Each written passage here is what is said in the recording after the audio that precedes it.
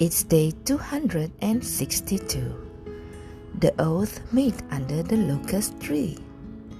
The wait at Hudaybiyah had continued for days now. The Prophet was looking for ways to enter Mecca without arousing any bad feelings or quarrels. To achieve this, he sent Uthman, whom he loved very much, as an ambassador. Uthman was someone who was respected by the pagans. When Uthman went to the pagans of Mecca, he told them that their purpose was not war, but peace. He asked them to give the Muslims permission to visit the Kaaba. But the pagans did not give up their hard-headedness. They said, "Go tell Muhammad he will never be able to come to the Kaaba." They also kept Uthman there against his will for 3 days. Outside the city, the Muslims who were unable to get any news about Uthman were worried.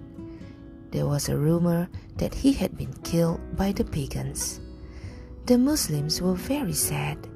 The messenger himself was worried. If they had really killed Uthman, it meant they had no other cause left but war. The Muslims did not want to make war. The Prophet first wanted to make sure that when it came to war, all his companions were ready to defend themselves. The desire of Allah was the same. It was one of the early days of spring. The bushes and trees were just starting to blossom. The Prophet gathered all the companions under a locust tree. He wanted an oath to be sworn. It meant that under all conditions, they would be united, defend their people and their Prophet. He called them to pledge this. All the companions, one by one, came forward, taking the hand of the Prophet, and declared their support. They swore that they would obey the orders of Allah and His messengers, not run away from fighting against the pagans, face every disaster that might happen to them, be patient and endure all the difficulties. They called this beautiful oath the Oath of Ridwan. It meant the oath of good pleasure, because Allah, the Almighty, Himself was pleased with it. When the pagans heard that the companions would not leave the Prophet under any condition, they were worried and even scared.